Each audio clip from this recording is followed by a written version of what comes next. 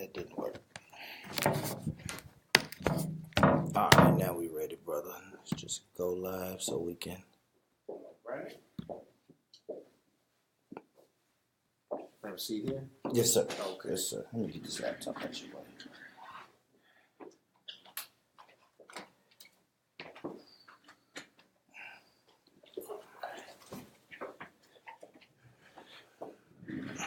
Let's adjust this up. This to be. Okay, let's see now if I check my phone out.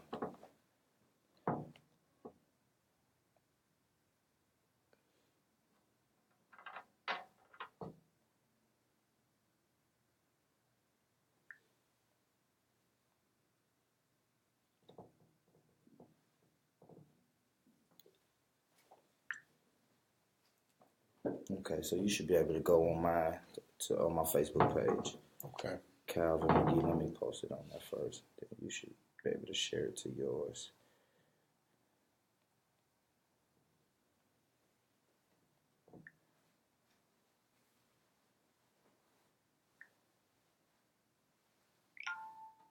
Okay. Turn this down.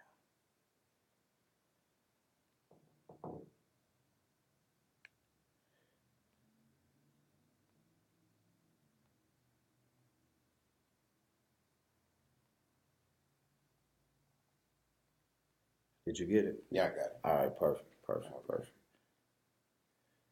At the end of the day, you come as you are. We don't hold back, and see, this is for all of our people. We consider all of our people natural-born citizens of the Nation of Islam. So you don't have to be a registered Muslim in the Nation of Islam to attend our services per se. You can come, and in fact, I want to invite you and everyone else to come out this Sunday as we hear live via webcast from the Honorable Minister Louis Farrakhan in part 2 of his very important message on Savior's Day. And so this is going to be a timely message. We had talked a little bit about Mr. Trump, and the thing is, Mr. Trump has been making a lot of headlines, yes, sir, over the last few weeks and on a daily basis. But with that being said, that is going to be the subject matter as we. Well, I wouldn't say the whole entire subject matter, but a part and a piece of. And we want to encourage everybody to come out at 10 o'clock this Sunday. All right. Perfect. Now, I heard you mention Savior's Day, right? Yes, sir. I'm a guy, you got to excuse the ignorance, but I don't know what Savior's Day is. So just kind of explain to me and some of the other brothers and sisters that's listening. I'm so glad you asked that question, brother. All right. Well, essentially, Savior's Day. Master Fard Muhammad, who is the one who came and actually founded the Nation of Islam. When we speak of him, we say that Allah God had intervened in our affairs in the person of Master Fard Muhammad. Now, it's not to say that God had a birthday as far as he was born, in which the date is February 26, 1877, in which he was born. Okay. Now, that's not the birthday of the originator of the heavens and the earth. But when you go, if you're a person that is one that reads scripture or believes in it per se, it's nothing that's spooky that we're talking about. We don't believe in God's appearance in a spooky form, that he's coming as some type of apparition or a ghost. Yes, but sir. God has always made himself manifest in the flesh of a human being. And in fact, there's various scriptures that bear witness to that. But God said that he would prepare a body when he would come for himself. And we believe that Master Fard Muhammad was that embodiment of that originator of the heavens and the earth. He wasn't there when the heavens and the earth began physically, but the spirit that encompasses him, that dwells within inside of him, he was the one that can only do what has been done. And that is take a dead people, a dead nation, and raise them up to life. People that can bear witness. I never met Master Fard Muhammad. I never met the Most Honorable Elijah Muhammad. I have met the Honorable Minister Louis Farrakhan, and because he was touched by the Most Honorable Elijah Muhammad, who was in fact touched by God in person, you can bear witness and evidence through the works that are being manifested through those of us in the Nation of Islam and the works that we do in resurrecting our people, taking people that nobody would consider, the worst of our people, people that were considered nothing, who are in prison, who come out of jail and you would never know, and they spent one day in jail. You can't tell the difference between somebody if two brothers were sitting next to each other, if one was convicted of murder or one is an actual third year in a residency of becoming a doctor. You couldn't tell the difference because he takes and makes those who are dumb and make them speak. He makes those who are blind and make them see. Those who are deaf and make them hear. And he makes those who are lame be able to walk in a path that allows them to be able to be productive as citizens, not only of this society, but citizens of the world.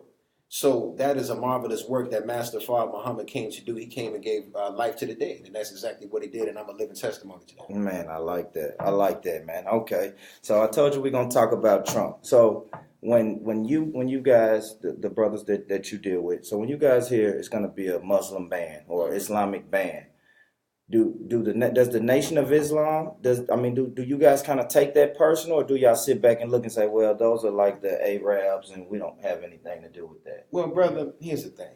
I don't consider it to where it is a ban just on, Arab Muslims. And even though it's identifying 7 Muslim nations, I don't really care who the president is, to be honest with you, brother. Because at the end of the day, no matter what they do, the die has always been set against us as black folk. Yes, sir. People of color and people who oppose falsehood. Yes, so no sir. matter if you are Muslim per se, or Christian, or agnostic, or whether you just Afrocentric and you believe in the Kemetic sciences, yes, whatever it is, the enemy has always been against us. Absolutely. So I consider the ban. Do I take some offense to it? Yes and no. Yes, in a sense to where I can say that it is, of course, an affront to people who are striving to do right by themselves and by the people and by God. But really, I'm not surprised because what can we expect from someone not only who vocally broadcasted that what he was planning on doing in the first place, but also, the nature of the people that he represents.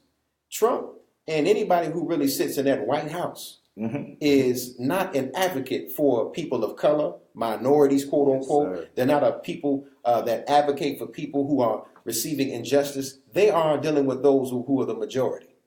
And the majority is those who are in power and those who represent, quite honestly, white folk. Absolutely. They're not the president, they say, for the United States, but it used to be a old-time dictionary. If you looked up this definition of an American, it would not identify with those who were original peoples of the planet Earth. It said those who were of European descent. So he's representing and doing exactly what he said he would do. I ain't mad at somebody. Actually, I appreciate him keeping his word. Yeah, absolutely. Absolutely. Okay, so speaking on that, right? So when it was election season, I was coming around and telling people until we bring up our own candidate, we should sit this one out, right? Because we know what Donald Trump is, right? Donald Trump is real life. I'm going to tell you I'm going to rape you and then come rape you. And we know Hillary Clinton is going to let me put something in your drink and rock you to sleep and then I'll rape you. Right. I even heard the Honorable Minister Louis Farrakhan say a lot of stuff about Hillary, which I believe was true. So what's your stance on voting, man? I mean, should we pick the lesser of two evils, per se? Well, brother, that's a statement that has been baffling me for years. What in the hell is the lesser of two evils? Here's the thing. It's like this. Here's the thing, brother. Let's just use this scenario, for example. All right. Let's say you're now sitting in a room in which you're about to be executed. Yes. And the person who is about to execute you puts in front of you 2 guns. One of them is a AK-47. The other one is a 45. Yeah. Now choose which one of those are the lesser 2 evil to blow your brains out. Exactly. Does it matter? Exactly. At the end of the day, you're dead. Yeah. So my stance and our stance on voting is this. First of all, the Honorable Elijah Muhammad warned us in a monumental book called The Fall of America, which he told us to beware of the national elections, because national elections are not really something that is to be taken lightly, in a sense to where you have 2 different governments that are operating. There's a government that you see and a government that you don't see. Yeah, gotcha. And the government that you don't see puts on this theatrical show called the national election to make you think that you have an illusion of choice. But why is it that Hillary Clinton had won 3 million more of the popular vote, but yet and still there was such a wide gap in the electoral votes? Exactly. Because the popular vote of the people doesn't really mean anything. Because if you think about it, If you ask most people who are your electoral college representatives, they couldn't give you an answer. Exactly. You don't even know who they are. Mm-mm. And see, here's the thing. We waste time trying to garner votes for a national election, but it has no difference on what happens to us locally in our own cities. Absolutely. The first thing, if you're going to deal with politics that you have to master and take over, are your local politics. Mm-hmm. If you take over your local politics, then you may have some sway on what you can do if you garner enough support and unite with other cities across your state that you can take over some of the state politics. Okay. And if you can get some of the state politics along with some of the money and the finances that you need in your economy in your local cities, you might be able to have sway over those electoral college representatives. But since black folks, since all we do is consume rather than produce, we don't have any input on who those electoral college representatives are. So therefore, it don't matter who the hell that we try to vote for, whoever they want to put in the office is who's going to be in the office. Absolutely. Brother, can you grab that door for me, brother? Just push it up for me. Y'all got a lot of Europeans in here, man, and we not popular amongst them. But hey, we don't care. Yeah, we're going to do it anyway. We're going to do what we got to do anyway, man. Yeah, so and that's what I was saying. You may have to just put a chair in front of it. But that's what I was saying, man. So I want to ask you guys, I want to ask you this. I know y'all have a lot of influence in the colleges, especially the historical black colleges in this area. Yeah. So is the Nation of Islam, are they working on candidates that maybe one day we could get behind?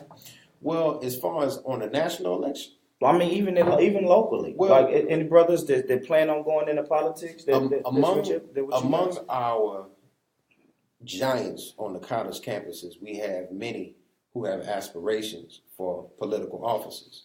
We even have one of our brothers who is the mayor of, I believe, Benton Harbor, Michigan.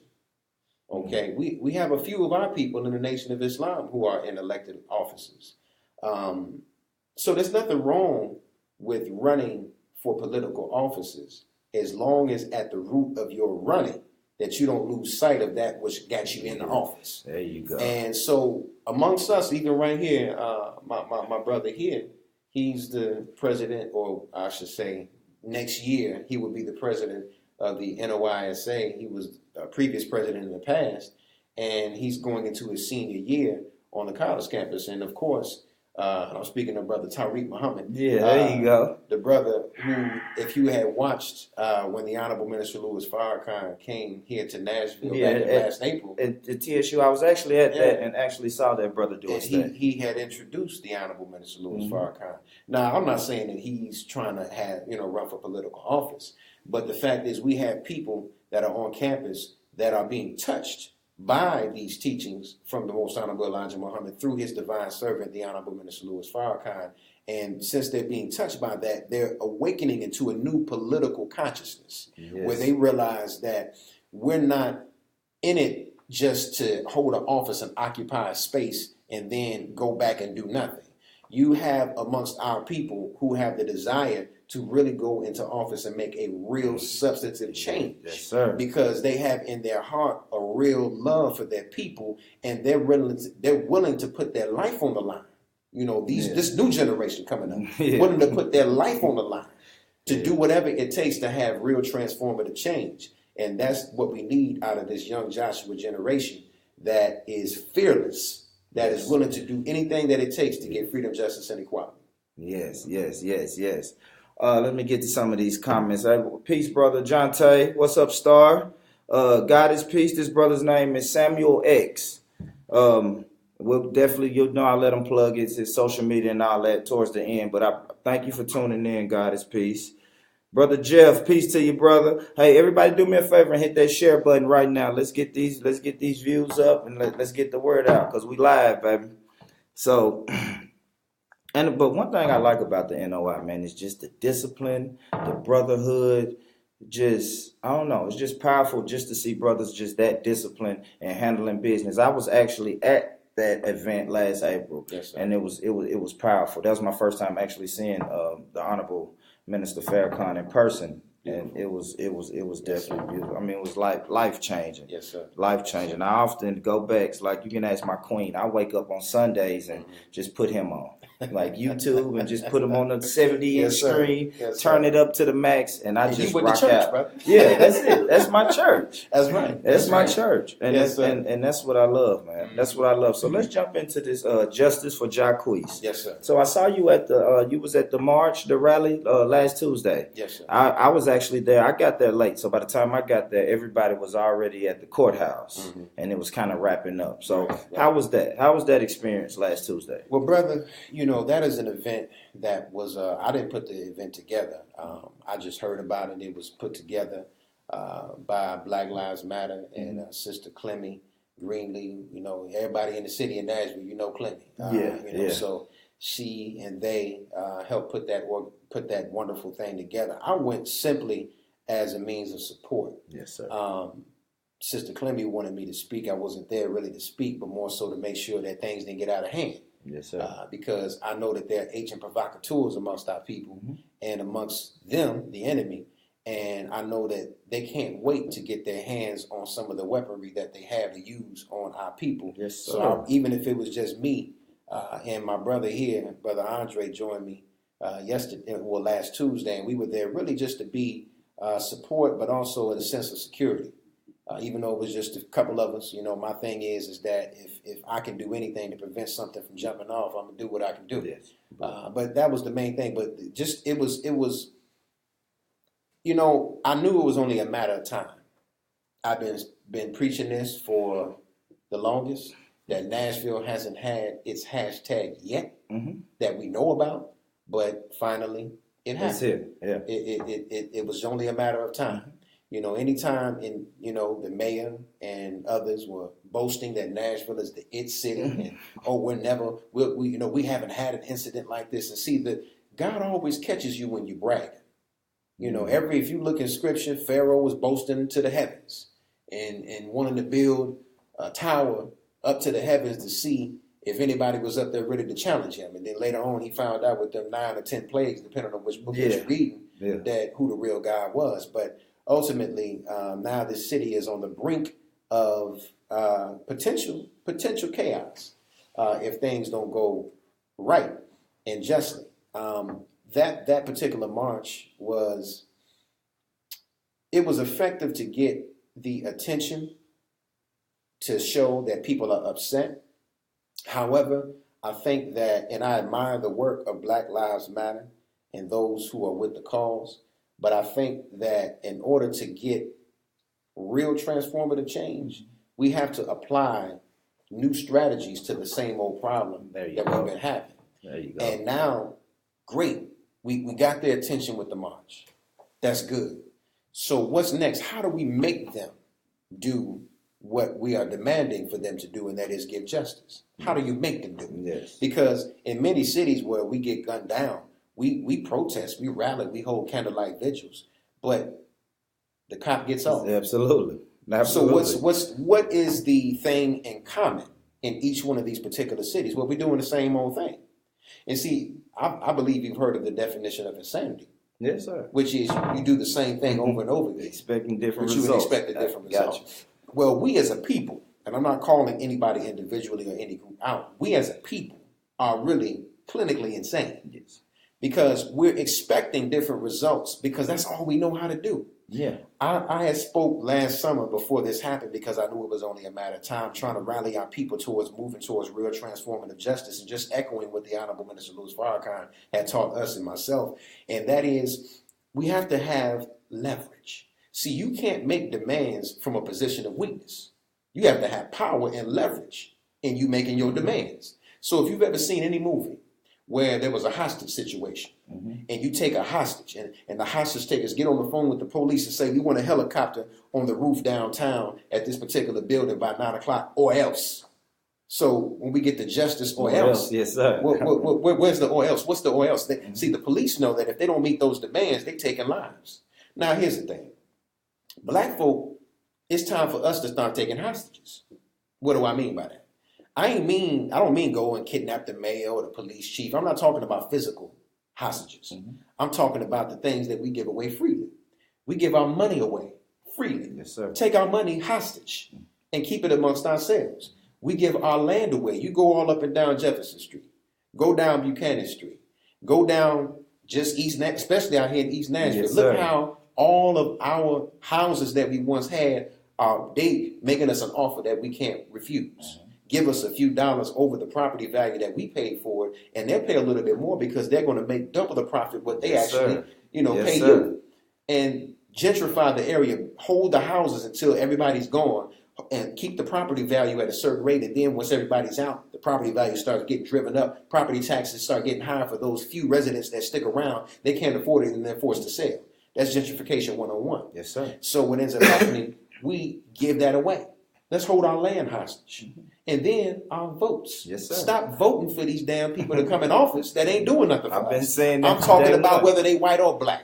Because we put Negroes into office who we think are going to represent us, but all they do is become magicians for the internet. Yeah, become the blackface. And see, they start tap dancing and bucking and shucking and jiving just to keep a position, and they're happy to shake hands with the mayor. They're happy to shake hands with the governor, and they'll be even happy to shake hands with Mr. Trump as the president. I'm sure if he gave him the opportunity, especially when it was President Obama.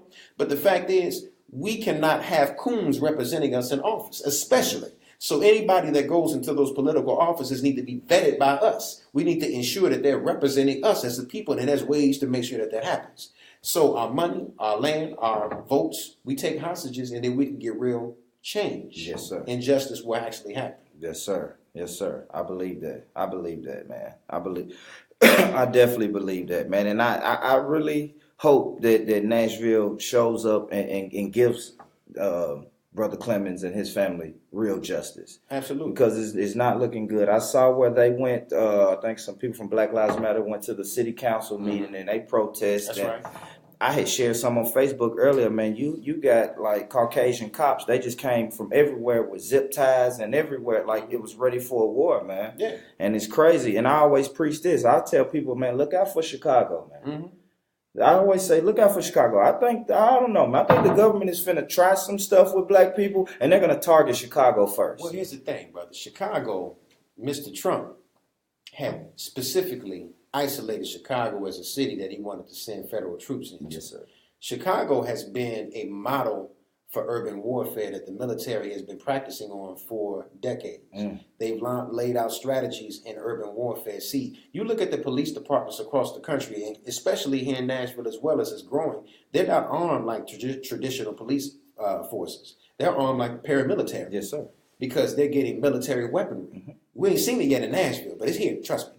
But in Chicago, they market as, because Chicago's so large. Now, that's my hometown. Okay. Chicago has nearly within the city 3 million people. You include the Chicagoland area, that's 10 million people. Okay, Chicago murders per capita is not even in the top 10. I heard that. Okay, cities like Baltimore, cities like Cleveland, and other cities, they're higher in murders per capita. But since Chicago has in the city 2 million people, but then you have 300 murders in the beginning of the year, well, that sounds like a lot. Mm-hmm. And it is. Yeah. But there's 3 million people in the city. Yeah. So murders per capita is not as high, but there's a reason. See, Chicago, they're using the environment, the gang culture that's in Chicago, that really, people speak of Los Angeles and Los Angeles being a heavy gang city, but Chicago been gangster for a long time, man. There's so many gangs out of Chicago, and they're using that as a means of urban warfare, targeting our young brothers to kill one another by placing guns in their hands that don't shoot straight. So when they're shooting at us, and the gun, not only does the gun shoot straight, we don't shoot straight. Yes. So we're killing 2-year-old babies. We're killing 90-year-old grandmothers, in a sense, over beefs, and not even realizing that that's really some feminine type stuff. It is. We're being emasculated, and we're overcompensated from that by this drug and gun culture that we have amongst our people. Mr. Trump is preparing to do that as a means of testing, their weaponry on us. Yeah, exactly. The Honorable Minister Louis Farrakhan has said this for 30 years, that if we don't get our communities in order, the government will send the tanks in. That's why you see in every major city within the black neighborhoods, you see the interstates going right through them. Yes, sir. The interstates were originally made in the 40s for the military during World War II. They were never really intended for interstate travel, not for civilians. They were made for the military. That's what they initially were built for, and they're returning it to its original use. They're widening the highways. Look at Bradley. Look at all these. Yeah. And that's concrete, not asphalt that they're reinforcing it with. Steel that they're reinforcing it with for tanks to roll into our community and slaughter us wholesale with helicopter gunships. And then the most dangerous black man on the face of the planet lives in Chicago. The Honorable Minister Louis Farrakhan. Yes, sir. That's the one that they want to sanction and censure. That's the one that they want to actually, if they could, kill. Yeah. And that is my take on why they want to roll out on Chicago. That's why it's a target. Yeah, and that's what I was thinking. I've been trying to tell people for the longest, man. Chicago is just gonna be the start. Like you said, they've been practicing with this weaponry. They want to move it into Chicago, and then they'll start bouncing around from city to city after that. So, Absolutely. so us as a people, we have to be prepared. It's time to get prepared and get on the same page, man. Absolutely. And for real, if y'all listening, I put the call-in number in the chat, 629-207-5427, and feel free to call in, ask this brother any question you want, ask me any question you want, and let's get it popping. While y'all here, make sure y'all hit that share button. Let's get this people popping. Exactly. Been past time. You're right, God is peace. Absolutely. So now let's jump. We'll stick with Jocques.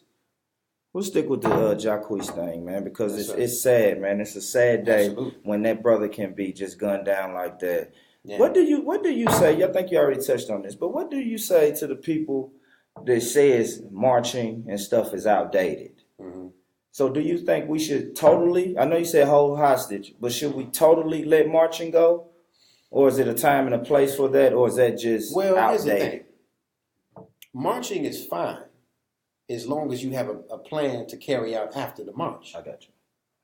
If you hoping that your problems will be solved by marching down the street, let's check our history and see how that's worked for us. Back in the 40s, our people, led by A. Philip Randolph, who most people who never know who he was, but a black leader at that time, led others to meet with Franklin Delano Roosevelt in the 40s. They all met with him and sat around a table and told him about the plights of black people in the 40s. Now, Franklin Delano Roosevelt, FDR, listened to all of them. Then after he listened to all of them, he passed them all a cigar. And he said, I hear of your plights that you're telling me about your people, and I agree with you. But I need for you to do one thing for me. Go and make me do it. That's what he told the black leaders. Because as a president, his hands are tied. Yes, his constituents, he can't just white folks can't give black folk justice without us being unified. Yeah. See, here's the thing, and I'm going to get to this too to tie us all in. Yeah. See, that was in the 40s. Then we went in the 60s. Dr. King. Yes, sir. The cry in the 40s was jobs of justice. The cry in the 60s, jobs of justice. Went back there for the 20th anniversary of the March on Washington with Dr. King. The cry was jobs and justice. Go back again. Here it is. We still, for the last 80 years, crying for jobs and justice. Yes, sir. Now, that should let us know that a march by itself will not solve our problem. Think about this for a second. Do you know the community with the lowest voter turnout in the country is the Asian community? Yes, sir. Have you ever seen Asians march down the street for justice? No. Have you ever seen them picket a rally? Have you ever seen their people being, in recent times, killed by the police and them being hashtags? No. You don't see hashtag Ji Shun Kwan. No, sir. No, sir. You see, a hashtag Jacques Clemens, hashtag Mike Brown, right? Yes, sir. You don't see that because they're unified. They don't care who's in political office because they have their dollars united. See, they have their own. You go to every major American city, you find a Chinatown, you find a Koreatown, a little Vietnamese town. You don't find anything where you find them being harassed in their community because they own everything there. They have their own school, bank, chamber of commerce, everything. And everything is for them and by them.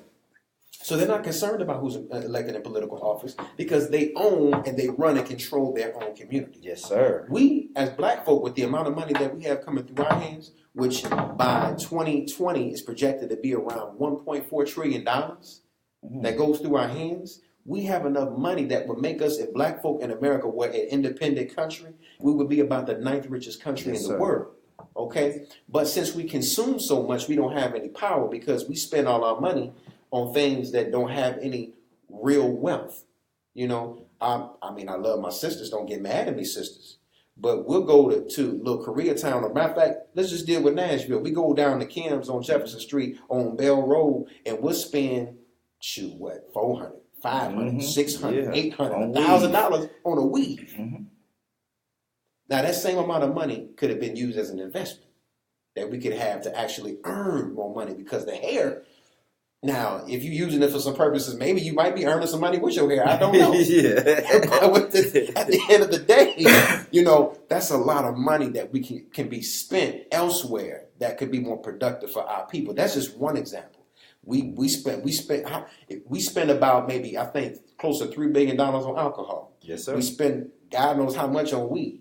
We spend God knows how much on tobacco products. Billions of dollars.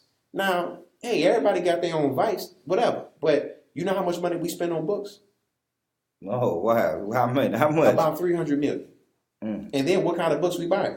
Zane? Yeah. Terry McMillan. What we buying? Are we buying anything that's going to have a real effect on us that we can use to be productive? And that's the problem with us as a people, man. So ultimately, brother, we have to go beyond. A march is good to get the attention. I support all. I was there. Yeah, and that's when I go. I go too to show support. But we got to understand that after this march is over, some organizing and then actions have to take place after the march. Because if all we're doing is organizing this march and organizing another march and organizing another march, what is that doing towards legislation? Because they typically don't have to give us anything. Mm-hmm. You're right. They don't. And many times they don't. You're right. Absolutely. Let me read read one of these comments. Sister Goddess Peace said, do our people know the difference between justice and freedom? And if your freedom is given to you, would you know what to do with it?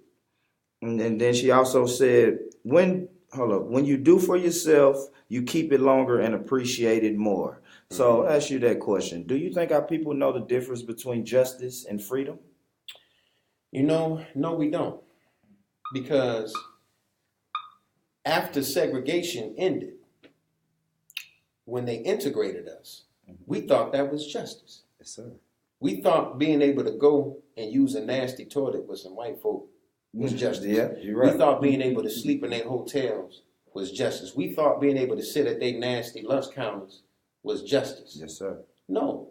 See, that was an economic attack on our community. They realized that if we can get these niggas to come amongst us and not spend their money with their people, because when we segregated them, we made them powerful because they had their own bank. They had their own organizations, their own hotels. They had their own restaurants because we wouldn't allow them niggas to come and eat and sleep and sit and eat with us. So now we take their money and they love us more than they hate themselves. So they'll close down their restaurants. They'll close down their banks. They'll close down their own chamber of commerce and give their money to us, and we can still mistreat them. That's what we thought was justice, because we still receiving injustice to this day. Yes, sir. So integration was an economic attack on us as a people. We thought that it was justice. So no, we still don't really know the difference between justice and what real freedom is. See, freedom, the Honorable Elijah Muhammad taught us, and you can read this in the back page of every Final Call issue that you see. And on the back of it has what the Muslims want and what the Muslims believe. And the first point is that we want freedom. We want a full and complete freedom. That is defined as such because we get tricked onto what freedom actually is. We think being able to go and work a job and earn some money institutes freedom. We think that being able to go and spend our money however we want to do and waste it is freedom. Yes, sir. That's not freedom. See, debt is slavery. And we become more enslaved by our debt. We become more enslaved by our foolishness. So what really gives us freedom is a true knowledge of ourselves. Yes, sir. When we accept who we are as a people and our legacy beyond slavery, and every Black History Month, as we're closing this Black History Month, they make us think that our history began in slavery. Yes, as sir. if we done nothing before we came over here and worked the shores and toiled and troubled all up in the South and picked cotton, and we think that that's Black history. Yeah. Not understanding the legacy that we have as a people and as a civilization that we literally had put this entire universe together as a people. Our legacy goes, and we're descendants from God himself. You don't get no more blacker than that history. There you go. Our origin is that of creation. So for us to simply talk about the last 400-500 years is cheap talk compared to that which our legacy is actually built, not only in American society, because we did build this country. Yes, sir. But I'm talking about world society. We civilized every part of this planet Earth. If it was not for our people, hell, Europe would still be in the Dark Ages. Mm-hmm. You're right. So with that being said, brother, there's a big difference, and the difference starts with knowledge of self. Absolutely. We actually just did a show on the importance of knowledge of self and loving yourself. Absolutely. Because you have to do that. Absolutely. So, Brother Mo said, I've been saying that for the longest. Integration was the worst thing that happened to Black Americans. Do you think it's possible for black people to be segregated and be left alone by ourselves in 2017? See, here's the thing. We don't preach segregation. We preach separation. Okay. There's a difference between segregation and separation. Segregation is where you are isolated and you're separated, but you're still under the control of a more powerful entity. When you're separated, you have equal power than those whom you're separated from. Okay? So the thing is this. The Emancipation Proclamation. Okay, we thought that freed us as a people. Yes, sir. But we don't understand language. You go to the Latin root of that word emancipation, which is mancipere, which means to be free from one's hand, but not one's control. So being emancipated, all we did was we were freed physically, but not intellectually, yes, not sir. Emotionally, not psychologically, not any of those things that would allow us to be true, free, and independent people. Because after we left slavery, we built 60 towns and every single last one of them were destroyed. Yes, okay? yes. So with that being said, we don't have that understanding. So yes, if we're separated, we can be left alone because we'll have equal control and power. That means that we ain't dealing with no dummies, but you're dealing with people who have leverage.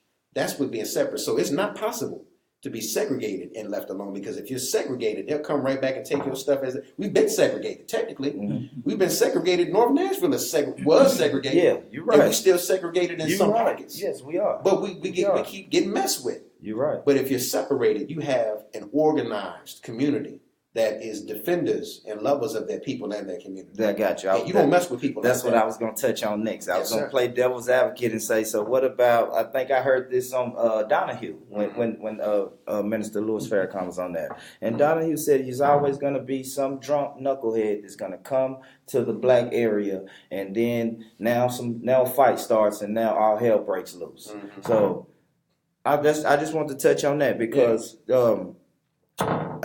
but I feel like you. Like if that were to happen, then we would defend ourselves. Absolutely. The thing is this. That's why the Honorable Minister Louis Farrakhan, October 10th, 2015, at the 20th anniversary of the Million Man March, had laid out before the world, and leading up to it, what's called the 10,000 Fearless. The 10,000 fearless men and women are those who are unafraid, who love their people, because it comes out of a scripture where it says that there is no fear in love, for a perfect love casteth out fear.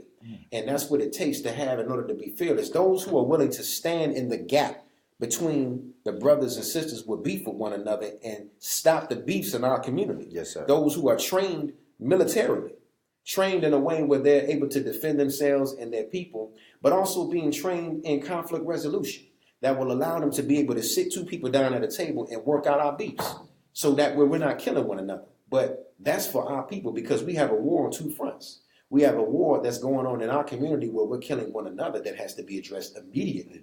And we also got a war where the police are gunning us down. But if we can control our own community, see, the Honorable Minister Louis Farrakhan gave a lecture and gave a subject matter called justifiable homicide. And see, that's what they say when they kill us in our community. Yes, sir. Yes, sir. Justifiable homicide. Yes, sir. He had a gun. He did this and that, even though he was shot in the back. Yeah. But it's a justifiable homicide, even though he was trying to get away. See, it's justifiable to them because they see us as animals who are not worthy of life because we don't value the life ourselves. I got you. If we don't have value for ourselves, they don't see the value, and because they taught us not to have a value for our life. So they call it a justifiable homicide. So that's where the 10,000 Fearless is trained to be able to come in, stop the beast between our people, prevent the police from being able to come in, because we'll police our own selves. And when we have people that are disciplined, that are willing to be submitting to that type of training, and who love our people enough to be able to put their life on the line to protect them from not only themselves, but also the police, then we'll be able to get somewhere. Yes, sir. Yes, sir. Yes, sir. Yes, sir. All right. So let's jump into it, man. Let's jump into how can we repair the image of the black family? Because right now we're getting it from everywhere, man. I mean, you just see a lot of ratchet stuff on TV, a lot of single, independent women, a lot of brothers that's just sleeping with this woman, that one, and we're not really seeing, like, I have small children, and they don't see any positive family role models. You know what I mean? With the mother and the father and the children all in the home. Right. So what's one of the first steps to getting back to that family culture? Well, brother, that is a loaded question. It starts with the head of the household, which is supposed to be the black man. Yes, sir. See, God is supposed to be the head of man. Man is supposed to be the head of woman, and woman the head of child. But it's backwards. Yes, God ain't nowhere in the picture. And the woman, out of her following us because there's a lack of masculinity in the household, she becomes masculine. Yes, sir. She becomes the man. We sitting at home playing Xbox and PS4, all day long, while she going to work, bringing home the money and bringing home the food to take care of the children. And she tell you to make sure that you got some damn food cooked when she get home. Yeah. She calling the shots. She wearing the pants, the trousers, the drawers, and everything. You're right. You're right. And here it is, we sitting at home and being more emasculated every day. We're being emasculated by our food. We're being emasculated in so many ways. So where it starts, brother, it starts with, first of all, the man being able to take his rightful position and being able to understand that, first of all, a woman is not going to follow a man who's not following God. That's the first thing. Whatever you want to call that God, whatever it is, but if it's the God himself, if you're submitting to that nature inside of yourself, then you will have a woman that will actually respect you. And that does not mind, because she knows that you're not speaking out of vanity, but you're speaking out of the God that's inside of you. Now, you in media, you said the black male or the black family image. Well, images are very powerful. First of all, black folk, we got to stop supporting ratchet images. There you go. There you go. We all on a, Sharon, Cash Me Outside, how about that? We all on, ratchet this, ratchet that, world star this, world star love that. And hip hop. That's all we do. And we think it's funny. So we encourage the images to perpetuate throughout our people, because we continually to share all this stuff on Instagram, Facebook, Snapchat, and any other social media platform. We keep the images alive. We keep the lies alive ourselves because of our ignorance. So starting with knowledge of self and being able to understand our role as men and women, and identifying and accepting those roles, and then executing those roles effectively. So that means that black men, we got to be present. We got to be around. There you go. We have to be the fathers. See, that's what the Million Man March was about. To call us back to atone with God so that we can be better fathers, better husbands, better protectors, providers, sustainers, that we were able to actually run and control and be that chief that sits over his community, that sits over his village. Yes, and sir. That is exactly where it starts. See, the Honorable Elijah Muhammad said this. He said that there's no such thing as a no good woman. He said, if you find a no good woman, it was because it was a no good man that made her that way. See, man is God. Right. God is man. And if the God does not act according to his nature, then the woman that is supposed to follow, she gonna follow basically her own inhibitions and follow the path that you take. In a sense, like I said, we become more feminine. She then takes on the masculine role, following after us, because somebody has to fulfill that role. So, brother, it's a deep question, and that's really a subject that can be taught on. It can. Quite a while, and it needs to be. It can. But it starts with us, with God, and us accepting our own and becoming ourselves, submitting to that training. But, brother, our communities, there's a reason why we're dysfunctional. We're being chemically destroyed in our community through the foods that we eat, Yes, through sir. the water that we drink, through the air that we breathe. You know, we are being chemically induced as men to become more feminine. And you see these rappers out here today, you don't know which way they swing. You're right. You know, you got Yeah. rappers, men, Mhm. wearing dresses, wearing tights, carrying purses, men, Yes, sir. you know, who dress up as women and are feminine. And that is being encouraged. You see women dressing and looking like us, Yes, sir. rapping harder than us, being more vulgar than us. And that is what's being perpetuated. That's what's being put out there as the image of the new black family. Yes, sir. This Yes, sir. backwards, upside down, satanic type of thing to where men are no longer men and women are no longer women. And we now have this mindset. And to my LGBTQ community, this is not an affront on you in your lifestyle as far as me being an attacker. I'm not here to attack, my homosexual family. But at the end of the day, the families are the man and the male and the female are naturally inclined to one another. Yes, sir. That is how our nation survives. Now, you can love whomever you want to love. That's on you. But you can't reproduce that way if it's not There you go. in a way that's according to nature. Mhm. That's just that. And as long as, and see, there's a reason. See, you look at our birth record, it's still 6 to 9 times higher than Caucasians because their birth rate is at a rate of 0, where they're not producing. And for every one of them that are born, another one dies. Yeah. And they realize that within the year 2040, that America will be mostly brown. Mm-hmm. Now, if you're a white supremacist, that will scare you. Yeah. And we know that there's white supremacy exists. So Yes, sir. why do you think we're being targeted and the black family is being targeted? So that we're not able to actually reproduce and copulate. We're not able to, there's so many things that are inhibiting us as black folk in our families and our communities through chemicals, Yeah. through the weed that we smoke, That's through the the food that we eugenics, eat, through the baby. liquor that we drink. That's keeping us from being able to be productive. Yes, sir. So, Yes, sir. brother, I can go on and on about that. I know. I'm gonna let you go, brother.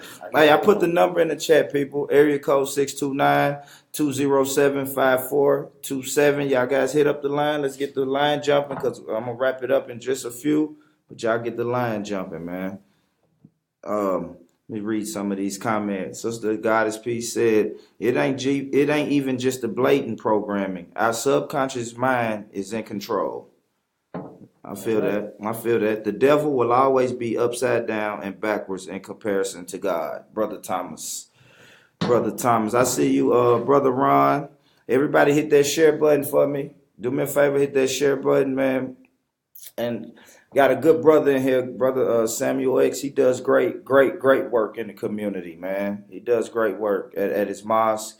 And I've been following you on social media. I really like all the work that you do, man. In the Nation of Islam as a whole, period, man. I think people should do their research, come and hear you guys speak, and just, if nothing else, learn some discipline. Yeah. Learn some self-love and some self-knowledge and some discipline. You know what I mean?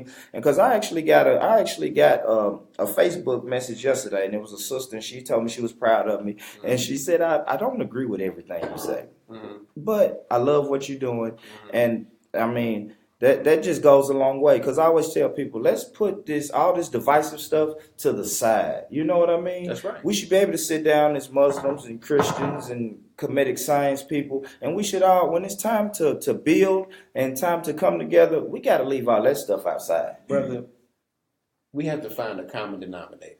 Mm-hmm. At the end of the day, the enemy don't care what the hell your religion is. There you go. They don't care what your belief system and ideology is. They don't care where you went to school, who your pastor is, who your imam or your minister is. Mm-hmm. They don't care about none of that. At the end of the day, if you're not them, you are the enemy. There you go. They understand that. See, white folk have been killing each other for years. They actually kill each other at a rate that's about as equal to us in our community here in America. But they've been killing each other for centuries.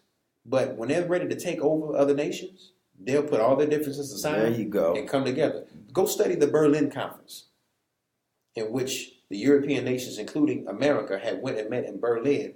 I believe it was 1884, if I'm not mistaken. It was a 2-year conference or a 1.5-year conference. And they met in Berlin, Germany, on how to carve up Africa. And they did just that. They met, they put their differences aside, and they went in England, in Germany, in Portugal, in France, in Italy, and even America, carved up Africa. Yes, sir. The whole continent. What is that? 1884 to 1885. So I was right. There you go. So thank you, brother. So in that, they carved up an entire continent of black folk and then began slaughtering them wholesale. They united for this. Leopold. Yes, sir. Yes, the damn devil.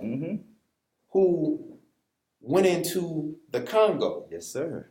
And murdered within a span of 20 years about 10 million of our people in 20 years. That's 10 million. Yeah. You know, that's just one country. You know, so they went in and carved it up and done, look at Africa today. And they colonized it. And as a result of them, after a while, they got upset over the countries that they carved up, and then World War I began. As a result of them fighting over the black nation or black continent of Africa, because other countries started getting greedy and they started stepping on certain lines. Then World War I began. And then as a result of that, you know, years later, World War II. Yes, sir. So every war has always been over land and its resources. Don't ever get that twisted. Every single war in history in the last 6,000 years has been over land and resources. Yes, sir. And Africa has the most land and the most resources yes, in the entire planet. So you look at that and see that they're able to come together when it's time for them to do evil. So you mean to tell me that we can't come together when it's time to do good? Absolutely. And just unite and organize a city, absolutely, a neighborhood, a street? You know, if they can do that and take over a continent, brother, I'm sure we can take over our communities, man. So let me take this call, bro. Let's see who we got. Thanks for calling the Mr. McGee Show. What's your name and where you calling from? Well, maybe not. They hung up. But I was saying that too, man. I think we as a people, we need a code of conduct. Absolutely. Because, like you said, even if they fight each other, when it's time for them to get on code, they get on code. That's right. So black people, we got to do the same thing. We need to develop us a code of conduct and stick to that code of conduct. That's right. You know what I mean? That's right. And I say, hey, study the brothers in the Nation of Islam. That's what I would say. In the Nation of Islam, we have brothers in the same ranks who are GD, Vice Lord, BD, Blackstone, Blood, Crip. None of that means anything because we're one nation. I got you. Let me take this call. Thanks for calling the Mr. McGee Show. What's your name and where you calling from?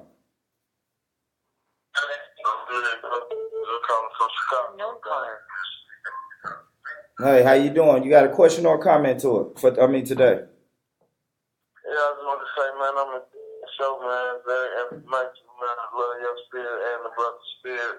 I want to make a comment about just on Sages that the Honorable Minister Louis Farrakhan has spoke on, saying as soon as he get done with his lecture, pay attention to the weather.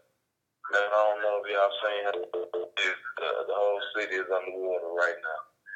And it's 65 degrees in February in Chicago as we speak. That's right.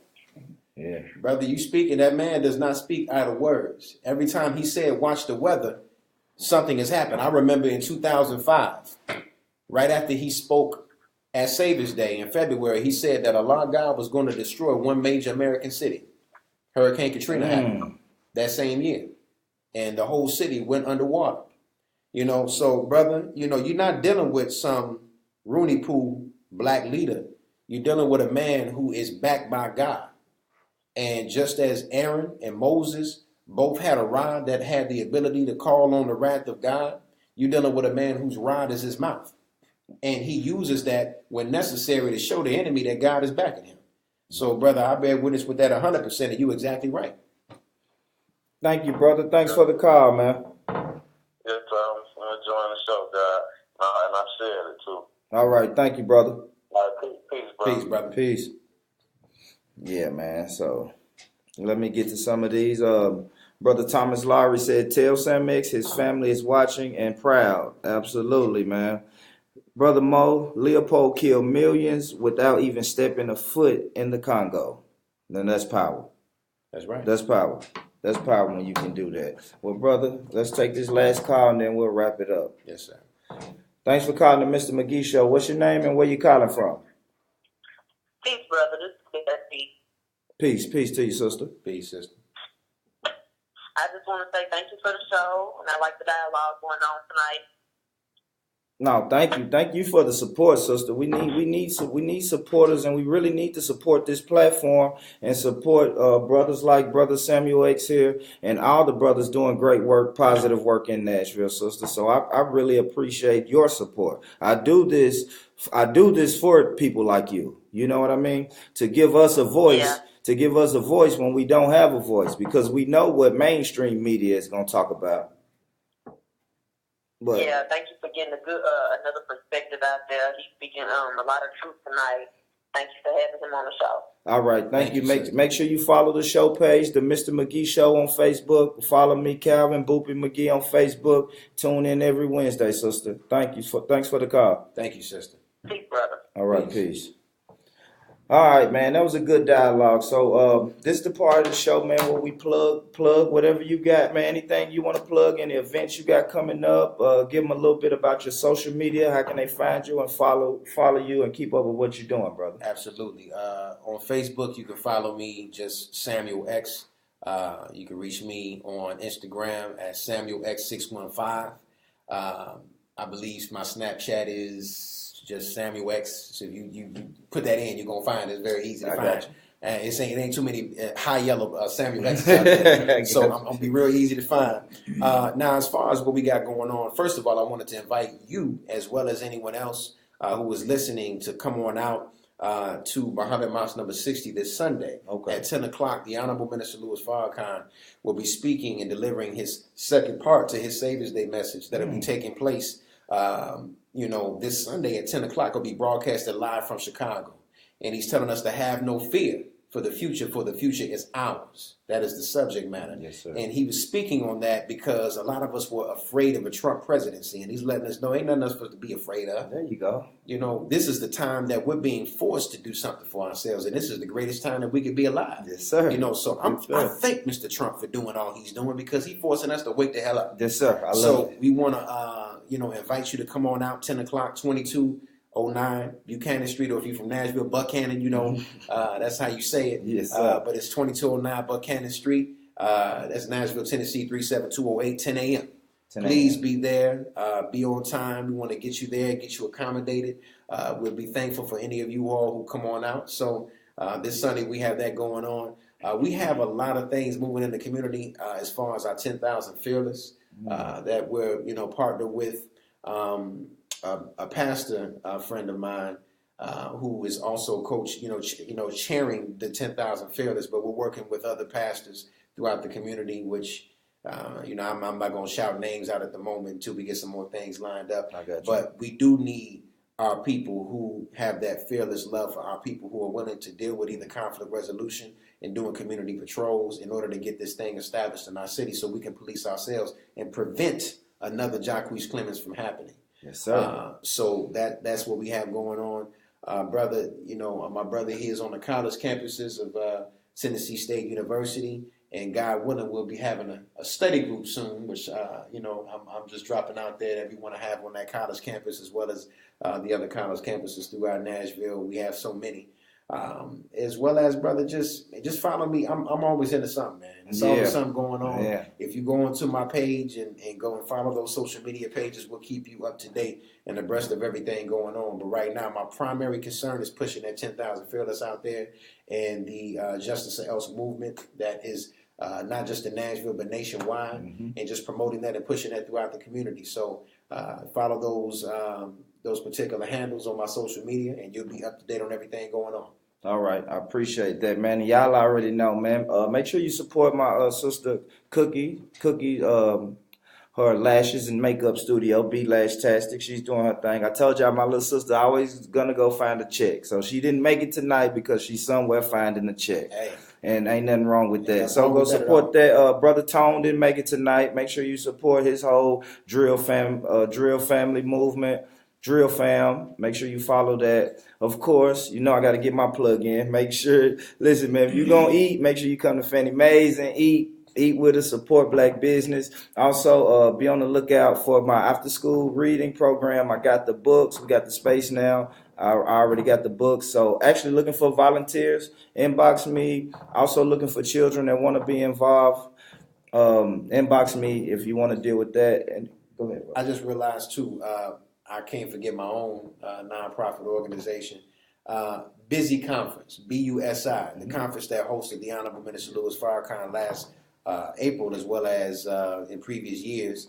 You know, you can go on, and we have a page on Facebook. Please go on there. We are a nonprofit, but we do need the support in order, because we've been financing everything ourselves, and would love to be able to continue our works and being able to bring HBCUs together. That is what Busy is doing, is bringing HBCUs together and helping us to organize to become more structurally effective, and so that our schools survive. Yes, sir. So that is what Busy is about, BUSI, or you can go on BUSI conference.org and our website as well.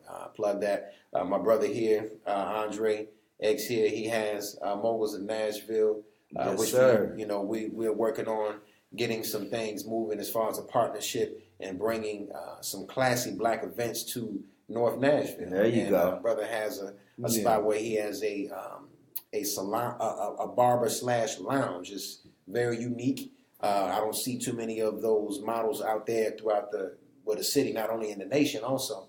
So that's something that we want to support with the brother as we partner. And he hosted a dinner that we had recently. So I encourage people to seek our brother out as well.